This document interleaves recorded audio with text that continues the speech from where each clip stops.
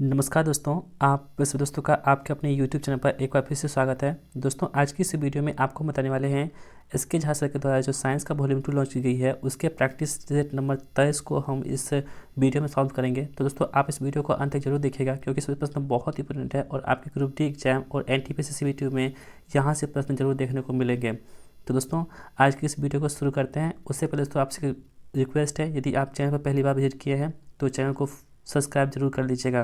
तो दोस्तों, आज के इस वीडियो को शुरू करते हैं। दोस्तों, आज का जो पहला प्रश्न हमारा है, देखिए क्या कह रहा है कि आकाश के नीले रंग का कारण क्या है। ठीक है, तो आकाश का जो नीला रंग होता है उसका क्या कारण होता है। पहला ऑप्शन देखिए परिक्षेपण दे रखा है, दूसरा विवर्तन, तीसरा कौन सा हो गया परिकिरणन और चौथा कौन सा हो गया व्यतिकरण।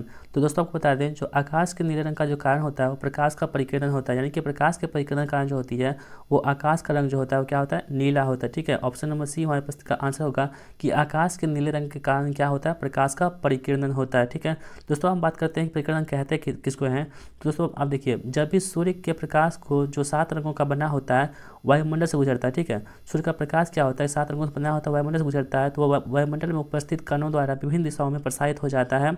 इस प्रक्रिया क्या बोलते हैं हम लोग, प्रकाश का परिकिरण बोलते हैं। ठीक है, तो इसमें क्या होता है कि आकाश का रंग सूर्य के प्रकाश के परिकिरण के कारण ही क्या होता है, वो नीला दिखाई पड़ता है। ठीक है, इसे आप याद रखेंगे। तो ऑप्शन नंबर सी हमारे प्रश्न का आंसर हो गया।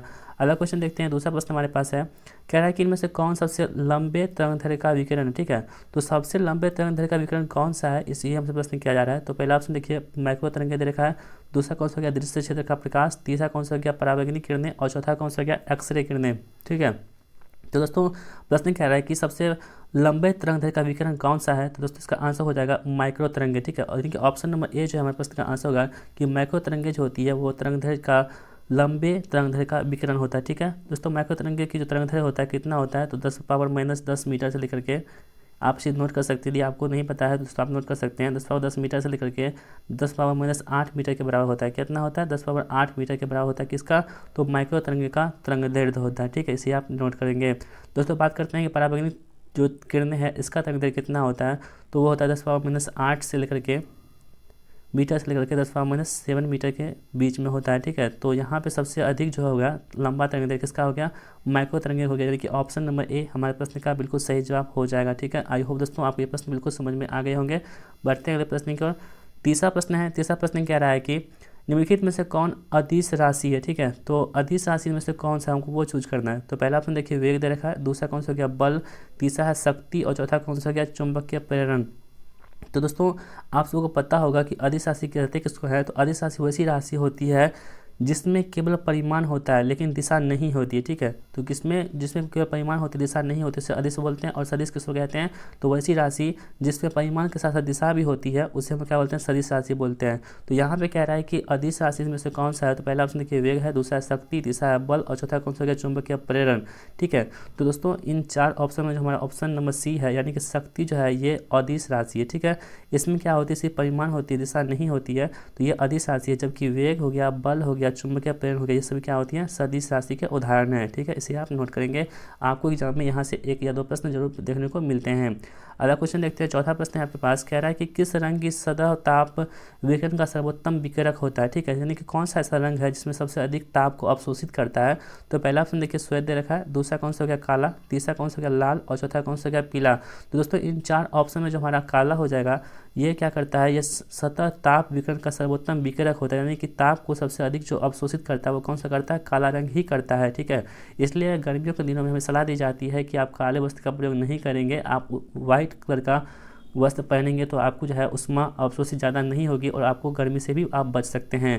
तो दोस्तों आप सब देखते होंगे कि बहुत सारे लोग ऐसे होते हैं जो गर्मियों में उजले कपड़े का प्रयोग करते हैं, क्योंकि दोस्तों काले रंग जो होते हैं वो सबसे अधिक ताप या गर्मी को अवशोषित करता है और काले रंग की सतह की विकिरण जो होती है वो सर्वोत्तम विकिरक होती है, यानी कि ऑप्शन नंबर बी हमारे प्रश्न का आंसर हो जाएगा।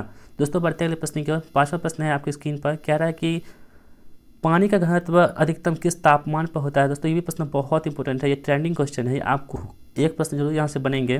कह रहा है कि पानी का घनत्व सबसे अधिक जो है किस तापमान पर होता है। पहला ऑप्शन देखिए 0 डिग्री सेंटीग्रेड पर, दूसरा है 4 डिग्री सेंटीग्रेड पर, और तीसरा कौन सा हो गया 20 डिग्री सेंटीग्रेड पर, चौथा कौन सा हो गया इनमें से कोई नहीं।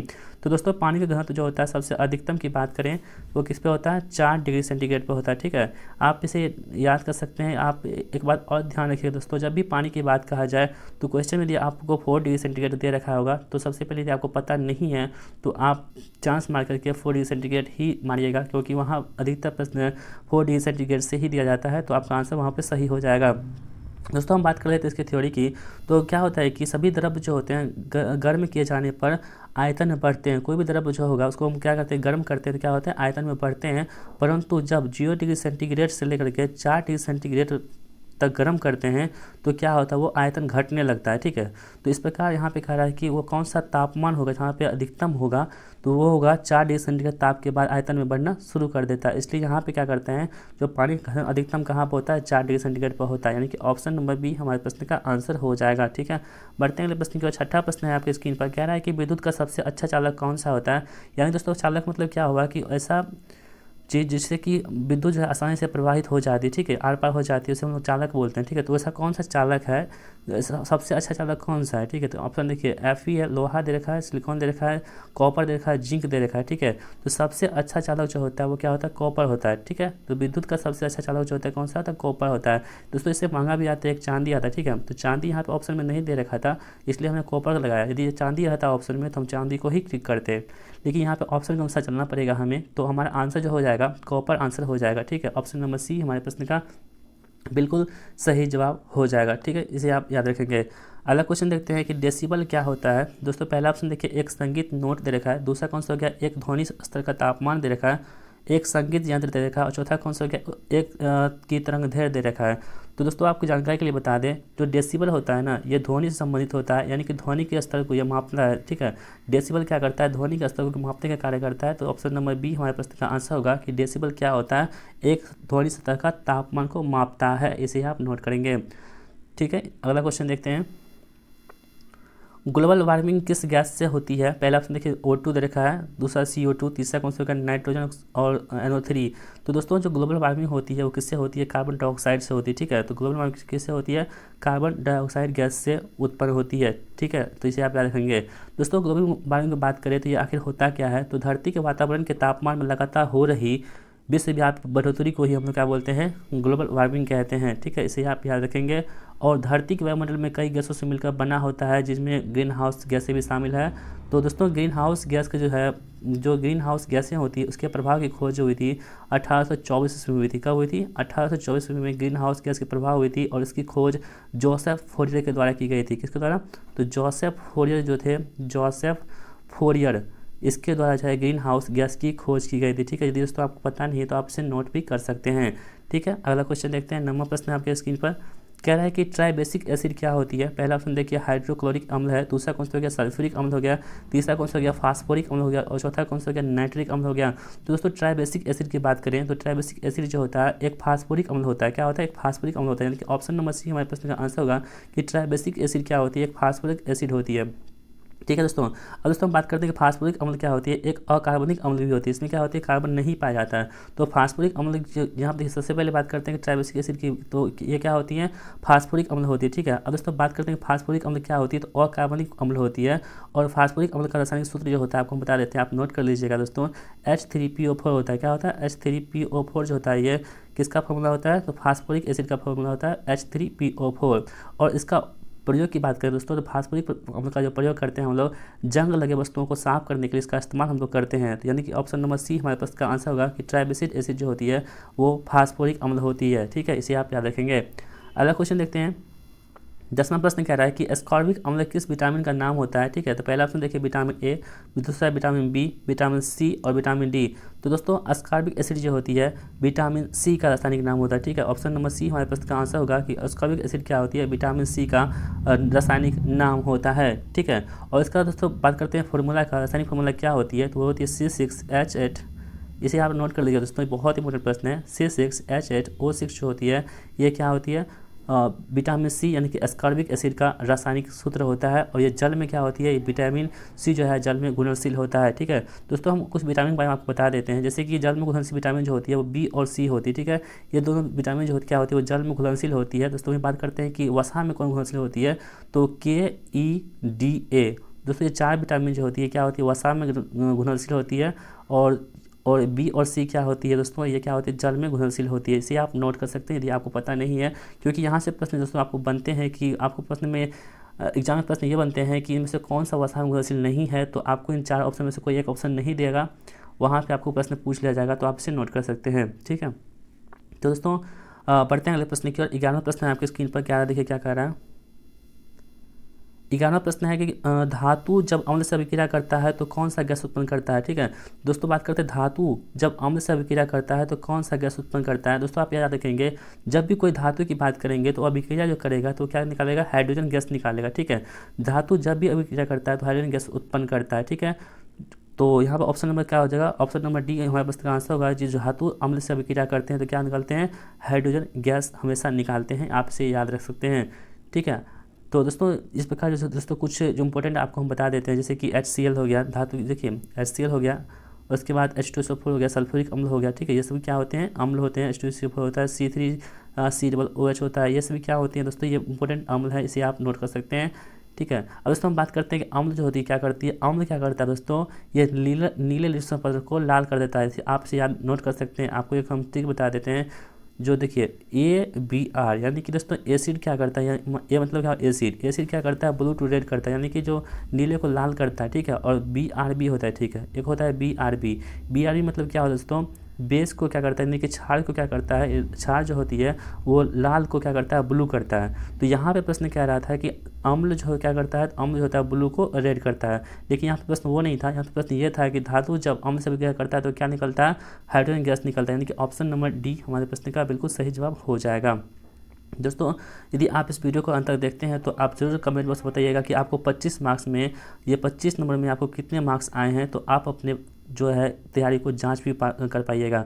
अगला क्वेश्चन देखते हैं। 12वां प्रश्न है आपकी स्क्रीन पर, कह रहा है कि इलेक्ट्रॉनिक विन्यास 287 वाला अधातु तत्व कौन सा है। ठीक है, देखिए अधातु तत्व कह रहा है दोस्तों, आपको पता होगा कि 287 जो होती क्या होती है, देखिए 2 8 10 17, यानी कि ये क्या होता है, क्लोरीन होता है। ठीक है, हमको यहाँ प्रश्न ये कह रहा था कि ये जो लिखा हुआ है इलेक्ट्रॉनिक विन्यास वाला अधातु वो कौन सा है। ठीक है, तो हमको देखिए ऑप्शन में दे रखा है ऑक्सीजन, दूसरा कौन सा हो गया क्लोरीन, तीसरा कौन सा हो गया नाइट्रोजन, और चौथा कौन सा हो गया कार्बन। दोस्तों आपको पता होगा कि क्या होती है, क्लोरीन कितना होता है, परमाणु संख्या 17 होता है। ठीक है, तो यहाँ पे परमाणु संख्या का ही इलेक्ट्रॉनिक विन्यास दे रखा था 287, तो हमको क्या करना है, इसका अधातु तत्व को खोजना है, तो कौन सा हो जाएगा, क्लोरीन हो जाएगा, यानी कि ऑप्शन नंबर बी हमारे पास का आंसर होगा। ठीक है दोस्तों, कम से कम आपको यदि आपको एग्जाम अच्छे तरीके से निकालना है, मेरिट में नाम बनाना है, तो आपको क्या करना होगा, केमिस्ट्री में कम से कम 1 से लेकर के 80 तक के परमाणु संख्या को आपको याद करना होगा। ठीक है, कम से कम आप इसे इतना याद कर लेते हैं तो आपका काम बन जाएगा, आपका जो है रिजल्ट बन जाएगा। ठीक है दोस्तों, बढ़ते हैं अगले प्रश्न की ओर। अगला प्रश्न देखिए 13वां प्रश्न है, कह रहा है कि सोडियम, मैग्नीशियम, एल्युमिनियम और सिलिकॉन की प्रथम आयनिक ऊर्जा का सही क्रम क्या होता है। दोस्तों सबसे पहले बात करते हैं कि आयनिक ऊर्जा कहते किसको हैं। दोस्तों आयनिक ऊर्जा होते हैं यह तत्व के विलित गैसीय परमाणु से एक इलेक्ट्रॉन की पूर्णतः हटाने के लिए आवश्यक ऊर्जा के रूप में जो है तो उसे परिभाषित किया जाता है, आयनिक ऊर्जा को कहते हैं। ठीक है, तो दोस्तों इसमें होता क्या है कि इलेक्ट्रॉन को त्यागने के लिए आवश्यक ऊर्जा होती है वो आयनन ऊर्जा कहलाती है, यानी जो इलेक्ट्रॉन त्याग करती है उसके लिए जो आवश्यक ऊर्जा होती है उसमें क्या बोलते हैं, आयनन ऊर्जा कहते हैं। ठीक है दोस्तों, और जो आयनन ऊर्जा होती है उसको इलेक्ट्रॉन वोल्ट में मापते हैं। किस में मापते हैं, इलेक्ट्रॉन वोल्ट में हम क्या करते हैं, आयनन ऊर्जा को मापते हैं, या जूल प्रति मोल में से हम मापते हैं। ठीक है, ये वही बात है। ये दोस्तों आपको नहीं पता है तो आप इस वीडियो को रोक कर भी इसे नोट कर सकते हैं, आपके लिए इंपॉर्टेंट है।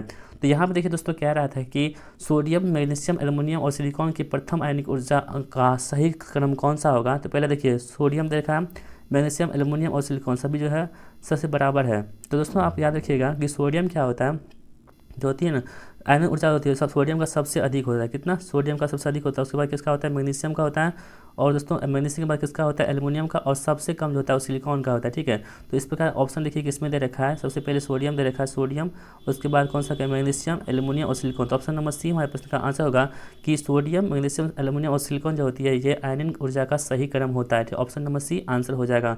अगला प्रश्न देखते हैं दोस्तों, 14वां प्रश्न आपके स्क्रीन पर कह रहा है कि कांच बनाने में उपयोग किया जाने वाला मुख्य घटक कौन सा होता है। दोस्तों जो कांच बनाई जाती है उसका बनाने के लिए जो मुख्य घटक होती है वो कौन सी होती है। तो पहला ऑप्शन देखिए सोडियम बोरेट दे रखा है, दूसरा कौन सा हो गया सोडियम सिलिकेट, तीसरा कौन सा हो गया सिलिका और चौथा ऑप्शन कौन सा हो गया कैल्शियम सिलिकेट। तो दोस्तों जो कांच बनाने में उपयोग की जाने वाली मुख्य घटक होती है वो क्या होती है, सोडियम बोरेट होती है। ठीक है, ऑप्शन नंबर ए हमारे प्रश्न का आंसर होगा कि कांच बनाने में प्रयोग की जाने वाली जो मुख्य घटक होती है वो क्या होती है, सिलिका होती है। दोस्तों सिलिका जो होती है सोडियम सिलिकेट के संश्लेषण से बनाया जाता है। जो सिलिका क्या होती है, sorry option number A answer, sorry friends, ये ऑप्शन नंबर सी आंसर होगा सिलिका। कांच बनाने में प्रयोग की जाने वाली मुख्य घटक कौन सी होती है, सिलिका होती है। ठीक है, तो सिलिका क्या होती है दोस्तों, ये सोडियम सिलिकेट के संश्लेषण द्वारा बनाया जाता है और सिलिका टफ और कठोर होता है, इसे भी आप याद रखेंगे। अगला क्वेश्चन देखते हैं, 15वां क्वेश्चन है, कहता है कि शुद्ध सोना कितने कैरेट का होता है। ठीक है दोस्तों, शुद्ध सोना जो होती है वो कितने कैरेट का होता है। तो पहला ऑप्शन देखिए 14, दूसरा 18, तीसरा 22 और चौथा कौन सा होगा 24। तो दोस्तों जो शुद्ध सोना होता है ना वो 24 कैरेट का होता है। कितना, 24 कैरेट का होता है, यानी कि ऑप्शन नंबर डी हमारे प्रश्न का आंसर होगा कि शुद्ध सोना जो होता है कितना होता है, 24 कैरेट का होता है, इसे आप याद रखेंगे। और दोस्तों बात करते हैं कि 22 कैरेट सोना कितना का होता है। तो 22 कैरेट सोना जो होता है वो कितना होता है, 91.6% से 67% इसमें होता है 22% सोना में। ठीक है, और 24% सोना में कितना होता है, 99.99 होता है। ठीक है, 99.99% हम इसे मान सकते हैं कि इसमें इतना होता है शुद्ध सोना, यही हुआ। शुद्ध सोना कितना होता है 99.99% और 22 कैरेट में कितना होता है 91.67% होता है। ठीक है दोस्तों, इसे आप याद रखेंगे। और दोस्तों बात करते हैं कि आभूषण किसका बनता है। तो आभूषण जो बनता है वो 22 कैरेट का ही बनता है। ठीक है, 24 कैरेट का आभूषण नहीं बनता है। अगला क्वेश्चन देखते हैं, 16वां प्रश्न है आपके स्क्रीन पर, कह रहा है कि बेकिंग सोडा है सोडियम का क्या है। दोस्तों बेकिंग सोडा क्या होती है, सोडियम का क्या होता है। तो हाइपोक्लोराइड दे रखा है, दूसरा कौन सा हो गया कार्बोनेट दे रखा है, तीसरा कौन सा हो गया हाइड्रोक्साइड, चौथा कौन सा हो गया बाइकार्बोनेट। तो दोस्तों जो बेकिंग सोडा होती है ना सोडियम का क्या होता है, ये बाइकार्बोनेट होता है। ठीक है, ऑप्शन नंबर डी हमारे प्रश्न का आंसर होगा कि बेकिंग सोडा क्या होती है, सोडियम का बाइकार्बोनेट होता है, जिसे हम लोग खाने का सोडा के नाम से भी इसे हम जानते हैं, इसे आप याद रखेंगे। दोस्तों अगला क्वेश्चन देखते हैं, 17वां प्रश्न है आपकी स्क्रीन पर, कह रहा है कि इनमें से रासायनिक परिवर्तन नहीं है। तो कौन सा ऐसा जो है ऑप्शन उसमें रासायनिक परिवर्तन नहीं है। ठीक है, यानी कि 3 ऐसे ऑप्शन होंगे जिसमें रासायनिक परिवर्तन होंगे, लेकिन एक ऐसा ऑप्शन होगा जहाँ पे रासायनिक परिवर्तन नहीं होगा। तो कौन सा ऐसा जो होगा रासायनिक परिवर्तन नहीं होगा उसी को हमको चूज करना है। तो पहला ऑप्शन देखिए पानी का उबलना, दूसरा कौन सा हो गया कागज़ का जलना, तीसरा कौन सा हो गया दूध का खट्टा होना और चौथा ऑप्शन कौन सा हो गया कोयला का जलना। तो दोस्तों इन 4 ऑप्शन में सबसे पहले आपको बता देते हैं कि रासायनिक परिवर्तन और भौतिक परिवर्तन होता क्या है। दोस्तों रासायनिक परिवर्तन का अर्थ यह होता है कि जब कोई पदार्थ किसी अन्य पदार्थ से मिलकर एक नया पदार्थ बनाता है लेकिन वह पदार्थ पुनः अपने मूल अवस्था में नहीं आता है, उसे हम लोग क्या बोलते हैं, रासायनिक परिवर्तन कहते हैं। ठीक है, तो यहाँ पे देखिए दोस्तों जो हमारा ऑप्शन नंबर 1 को देखिए कि पानी का उबलना, जो पानी उबल जाता है तो हम क्या करते हैं इसे पुनः इसे हम प्राप्ति कर सकते हैं, लेकिन कागज़ का जलना, दूध का खट्टा होना, कोयला का जलना, ये सभी जो है दोस्तों ये रासायनिक परिवर्तन, इसे हम फिर से वापस नहीं कर सकते हैं। तो रासायनिक परिवर्तन वही हुआ जिससे वैसा परिवर्तन जिसको हम क्या नए पदार्थ का निर्माण होता है उसे हम वापस जो होता है नहीं ला सकते हैं, लेकिन यहाँ पे हम पानी को वापस उबाल करके ला सकते हैं। तो यहाँ पे ऑप्शन नंबर ए हो जाएगा, क्योंकि पानी का उबलना क्या होती है, एक भौतिक परिवर्तन होती है। ठीक है, भौतिक परिवर्तन होती है, तो ऑप्शन नंबर ए हो जाएगा, क्योंकि परिवर्तन नहीं कह रहा था तो ऑप्शन नंबर ए हमारे प्रश्न का आंसर हो जाएगा। बढ़ते हैं अगले प्रश्न की ओर। 18वां प्रश्न है आपकी स्क्रीन पर, कह रहा है कि अवच्य परत में किस प्रकार के उत्तक मौजूद हैं। पहला ऑप्शन देखिए वसीय, दूसरा कौन सा हो गया रेखित पेशी, तीसरा कौन सा हो गया उपकला और चौथा कौन सा हो गया स्थिरीकृत। तो दोस्तों जो अवच्य परत में किस प्रकार के उत्तक मौजूद होते हैं तो वो उत्तक होते हैं कौन सा, वसीय उत्तक होते हैं, यानी कि ऑप्शन नंबर ए हमारे प्रश्न का आंसर होगा। इसे आप याद रखेंगे कि अवच्य परत में जो उत्तक मौजूद होते हैं वो कौन से होते हैं, वसीय उत्तक मौजूद होते हैं। अगला प्रश्न होता है दोस्तों कि प्रजनन डैश में मदद करता है। दोस्तों प्रजनन जो होती है, रिप्रोडक्शन जो होता है उसमें क्या होती है, किसके लिए मदद करता है। तो पहला ऑप्शन देखिए प्रजातियों के उत्परिवर्तन के लिए, दूसरा प्रजातियों के विकास के लिए, तीसरा कौन सा हो गया प्रजातियों में विस्तार के लिए और चौथा कौन सा हो गया प्रजातियों में कमी के लिए। तो दोस्तों जो रिप्रोडक्शन होता है ना उसमें क्या होती है कि नए जीवों की उत्पत्ति होती है, और जब नए जीवों की उत्पत्ति होती है तो क्या होता है उसके वंश में वृद्धि होती है। ठीक है, तो उसका प्रजाति में क्या होता है, विस्तार होता है। तो यहाँ पे क्या है कि प्रजनन से क्या होता है, तो प्रजनन से क्या होता है प्रजातियों के विस्तार से संबंधित है, यानी कि ऑप्शन नंबर सी जो है ये प्रजनन क्या करता है, प्रजातियों के विस्तार करने में मदद करता है। दोस्तों बात करते हैं प्रजनन की, तो प्रजनन के द्वारा जो है नया जीव जन्म लेता है, और मानव जो होती है वो एक लिंगी जीव है। क्या होते हैं मानव, क्या होते हैं एक लिंगी जीव होते हैं। इसे भी आप याद रखेंगे कि प्रजनन मुख्यतः क्या होती है, लैंगिक प्रजनन और अलैंगिक प्रजनन 2 प्रकार की होती है। अगला क्वेश्चन देखते हैं 20वां प्रश्न आपकी स्क्रीन पर कह रहा है कि क्लिस्टोगैमस पुष्प की प्रकृति कैसी होती है। पहला ऑप्शन देखिए कीट परागणित, दूसरा कौन सा हो गया वायु परागणित, तीसरा कौन सा हो गया पक्षी परागणित, चौथा कौन सा हो गया स्वपरागणित। तो दोस्तों जो क्लिस्टोगैमस पुष्प होते हैं इसकी जो प्रकृति होती है ना वो क्या होती है स्वपरागणित होती है। कितनी होती है स्वपरागणित होती है, यानी कि ऑप्शन नंबर डी जो हमारे प्रश्न का आंसर होगा कि क्लिस्टोगैमस पुष्प की प्रकृति कैसी होती है स्वपरागणित होती है। ऑप्शन नंबर डी आंसर हो जाएगा इस प्रश्न का। दोस्तों स्वपरागण और परपरागण जो होती है, परागण के क्या होते हैं दो प्रकार होते हैं, ठीक है। और स्वपरागण जो होती है वो स्वयं परागण करता है। परागण का अध्ययन किसमें करते हैं दोस्तों, ये प्रश्न बहुत इंपॉर्टेंट है कि परागण का अध्ययन हम लोग किसमें करते हैं। तो परागण का अध्ययन होता है उसको हम लोग कहते हैं पोलिनोलॉजी। किसमें करते हैं पोलिनोलॉजी में। पोलिनोलॉजी में हम लोग क्या करते हैं जो परागण का अध्ययन करते हैं, ठीक है। यदि आपको नहीं पता है दोस्तों तो आप इसे नोट जरूर कर लीजिएगा। तो दोस्तों बढ़ते हैं अगले प्रश्न को। 21वां प्रश्न है आपके स्क्रीन पर कह रहा है कि पौधे में वाष्पीकरण को क्या कहा जाता है। दोस्तों जो पौधे में वाष्पीकरण होती है उसे हम लोग क्या कहते हैं। तो पहला ऑप्शन देखिए श्वसन, दूसरा कौन सा हो गया संघनन, तीसरा कौन सा हो गया वाष्पोत्सर्जन, चौथा कौन सा हो गया प्रकाश संश्लेषण। तो दोस्तों जो पौधे में वाष्पीकरण होते हैं उसमें क्या बोलते हैं वाष्पोत्सर्जन कहते हैं, ठीक है। यानी कि ऑप्शन नंबर सी जो है आंसर होगा। वाष्पोत्सर्जन मतलब क्या होता है कि पानी का उड़ना, ठीक है। यदि क्या होता है वाष्प क्या होता है उड़ना, वाष्प को क्या होता है हवा में उड़ जाना मिल जाना, उसे हम लोग क्या बोलते हैं वाष्पोत्सर्जन कहते हैं। दोस्तों जो पौधे के वाष्पोत्सर्जन जो होते हैं उसके दर को क्या कहते हैं, उसको नापने की जो दर होती है उसे हम लोग क्या बोलते हैं गैनोंग पोटोमीटर के द्वारा इसे मापा जाता है। किसके द्वारा गैनोंग जो होता है गैनोंग पोटोमीटर किसके द्वारा पोटोमीटर के द्वारा से हम क्या करते हैं वाष्पोत्सर्जन की दर को हम लोग मापते हैं, ठीक है। तो ऑप्शन नंबर सी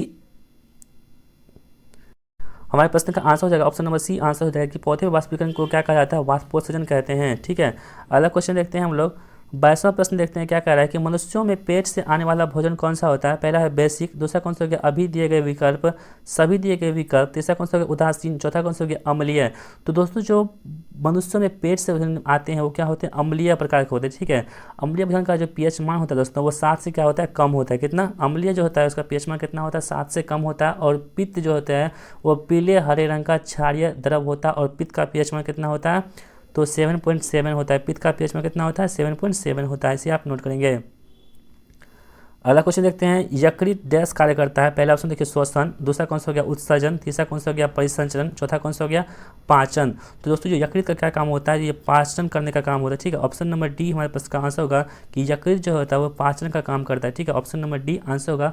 यकृत जो दोस्तों क्या होती है ये मानव शरीर का सबसे बड़ी ग्रंथि है। यकृत क्या है ये मानव शरीर की सबसे बड़ी ग्रंथि है यकृत। आपसे प्रश्न किया जाए कि मानव शरीर की सबसे बड़ी ग्रंथि कौन सी है तो यकृत जो दोस्तों ये मानव शरीर की सबसे बड़ी ग्रंथि है। और इसका वजन जो होता है वो कितना होता है 2 से लेकर के 2.5 किलोग्राम तक होता है, यानी कि 2 से लेकर के 2.5 kg तक का यकृत होता है, ठीक है। और दोस्तों पित्त रस का जो है वसा का पायसीकरण भी यही करता है, ठीक है।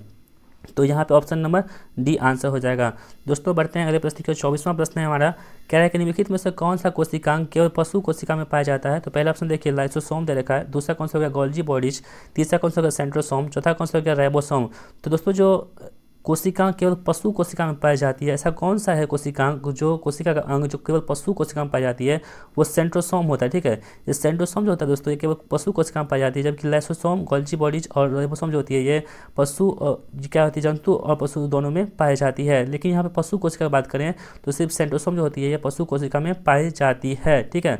दोस्तों बात करते हैं तारक्काई की। तो तारक्काई की खोज किसने की थी तो बोब्रियो ने की थी 1888 ईस्वी में, ठीक है। इसे आप याद रखेंगे। अगला क्वेश्चन देखते हैं आज की इस वीडियो का लास्ट प्रश्न होगा आपके लिए। कह रहा है कि उस विटामिन का नाम बताइए जो किसी भी मांसाहारी भोजन में नहीं मिलता है। पहला देखिए विटामिन B12, तीसरा विटामिन सी, विटामिन डी और विटामिन के। तो दोस्तों जो विटामिन का नाम है वो मांसाहारी भोजन में प्रयोग नहीं मिलता है तो विटामिन के है, ठीक है। विटामिन के जो होता है दोस्तों ये क्या होती है ये मांसाहारी भोजन में नहीं मिलती है, इसे आप नोट करेंगे। तो दोस्तों आज की इस वीडियो को यही समाप्त करते हैं। आशा करता हूँ सबको ये वीडियो पसंद आई होगी। दोस्तों यदि आपको हमारी वीडियो पसंद आती है तो प्लीज़ आपसे एक हम्बल रिक्वेस्ट है, आप चैनल पर पहली बार विजिट कर रहे हैं तो चैनल को सब्सक्राइब जरूर कर लीजिएगा।